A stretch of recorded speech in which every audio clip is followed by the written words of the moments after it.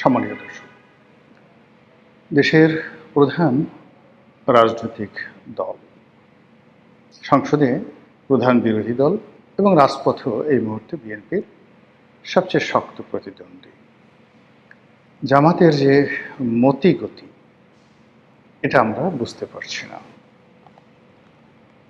স্বয়ং প্রধানমন্ত্রী তাদেরকে গুপ্ত শক্তি হিসেবে নানা রকম, যাকে বলা হয় টিটকারি এবং নানা রকম বাক্যবান্তি নিয়ে ছুড়ে দিচ্ছেন। আবার তারা যে কোনো কাজ করতে পারে, তাদের পক্ষে যে কোনো কর্ম করা সম্ভব। ইতিমধ্যে বাংলাদেশে এরকম একটা পরিবেশ পরিস্থিতি, এরকম একটা ভাবমূর্তি তৈরি হয়ে গেছে। এটা যেভাবে সত্য, আবার একই সঙ্গে বিএনপির ভেতরে এবং বাইরে একটা বিশাল শ্রেণী রয়েছে যাদের বিশ্বাস যে জামাত আসলে কিছুই করতে পারে না। জামাতের যে ক্ষমতা, সেই ক্ষমতাটা হলো একটা, যাকে বলা হয় ফুলিয়ে ফাঁপিয়ে দেখানোর মতো একটা ক্ষমতা। যত বর্ষণ করে তত গর্জন করে না, বা যত গর্জন করে তত বর্ষণ করে না। এই যে প্রবাদ বাক্য, এই প্রবাদ বাক্যটির সঙ্গে জামাতের ভীষণ রকম মিল আছে। আপনারা জানেন যে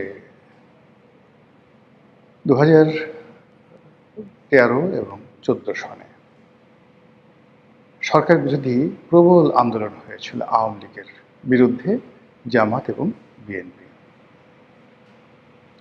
ঠিক ওই সময়টিতে বিএনপি কায় মনোবাক্যে নির্ভর করেছিল জামাতের উপর, তাদের সাংগঠনিক ক্ষমতা, এবং তারা মনে করতো বিএনপি ওই সময় যে সারা বাংলাদেশে তাদের যে ক্যাডার ভিত্তিক রাজনীতি আছে, তাদের যে অর্থ আছে এবং আরও অনেক ক্ষমতা আছে, সেই ক্ষমতা দিয়ে 2014 সনে যে নির্বাচনটি হলো, সেই নির্বাচনটি মূলত তারা ঠেকিয়ে দিতে পারবে।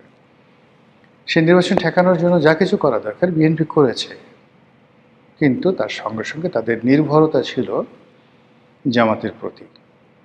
এরপরে যখন আবার আওয়ামী লীগ সরকার ক্ষমতায় এলো, তারপর আরেকটি জ্বালাও পোড়াও হলো। সেই জ্বালাও পোড়াও আন্দোলনের নেতৃত্বে ছিল মূলত জামাত। বেগম জিয়া তখন জীবিত এবং তিনি সর্বান্তকরণে বিশ্বাস করতেন যে জামাত কিছু একটা করতে পারবে এবং তাদের সেই ক্ষমতা আছে। আপনারা জানেন যে দীর্ঘদিন ধরে অবরোধ চলছিল। সেই অবরোধের পর্যায়ে সারা বাংলাদেশে কি না হয়েছে, এবং আওয়ামী লীগ অত্যন্ত স্মার্টলি সে বিষয়গুলো হ্যান্ডেল করে পরিস্থিতি স্বাভাবিক করার চেষ্টা করেছিল এবং একই সঙ্গে জামাতকে আর বাড়তে দেয়নি। ফলে 2016, 17, 18 এই 3টি বছর জামাতের জীবনে সরকারের পক্ষ থেকে রীতিমতো একটি, যাকে বলা হয় সুনামি নেমে এসেছিল। একে তো যুদ্ধাপরাধের বিচার নামে জামাতের যারা কর্তা ব্যক্তি তাদেরকে ফাঁসিতে চড়ানো হয়েছিল। অন্যদিকে যারা জামাতের ফাইন্যান্সার ছিলেন, ডোনার্স ছিলেন, সেটা মধ্যম স্তরের বা প্রান্তিক স্তরের দোকানদার থেকে শুরু করে একেবারে সর্বোচ্চ পর্যায়ে যারা ইন্ডাস্ট্রিয়ালিস্ট, সবাইকে সরকার টার্গেট করে।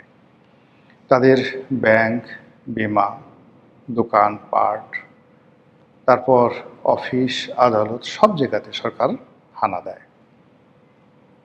ফলে পুরানা পল্টন, মগবাজার, পুরনো ঢাকা, গুলিস্তান, এ সমস্ত এলাকাতে যে সকল মার্কেট আছে, সেখানে জামাতের অনেক ব্যবসায়ী ছিল, ছোট ব্যবসায়ী, সমবায়ের ভিত্তিতে ব্যবসা প্রতিষ্ঠান পরিচালনা করা সহ আরও অনেক কিছু। সরকারি নজরদারি, সরকারি হামলা, সরকারি মামলার কারণে তাদের সকল ব্যবসা প্রতিষ্ঠান, এমনকি ছোট একটা জুতার দোকান কোনো জামাতের মালিক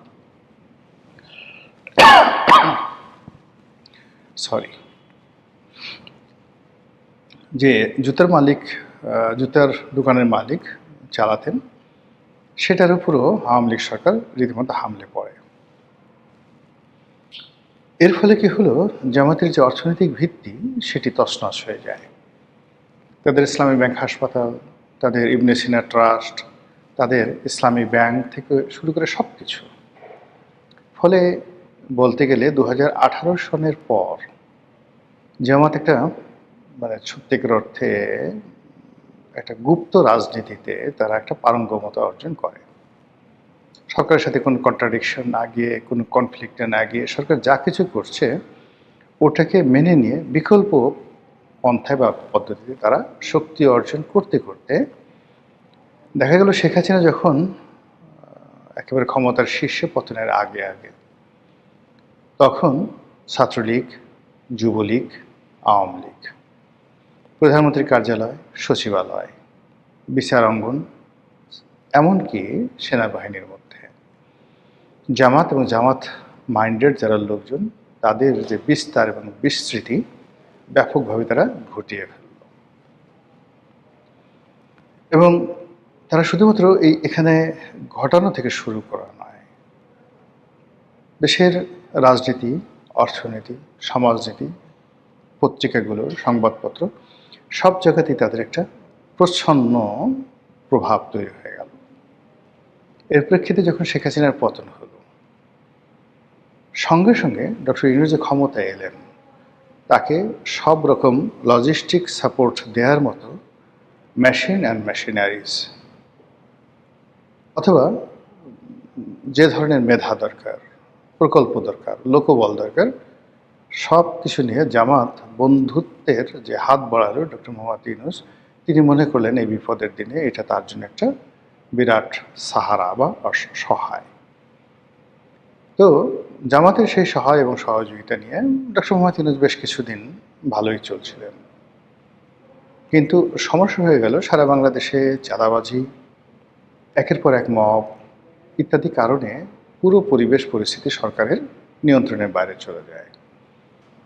এবং ঠিক ওই সময়টিতে জামাত হয়তো ডক্টর মোহাম্মদ ইউনূসকে অনেক বুদ্ধি দিয়েছেন, পরামর্শ দিয়েছে, কিন্তু তারা মানে আইদার সরকার অথবা জামাত তারা প্রশাসনে, জনমত গঠনে এবং দেশের মানুষকে সরকারমুখী করে রাখা অথবা ডক্টর মোহাম্মদ ইউনূসের প্রতি বিশ্বস্ত রাখার ক্ষেত্রে কার্যকরী ভূমিকা পালন করতে পারেনি।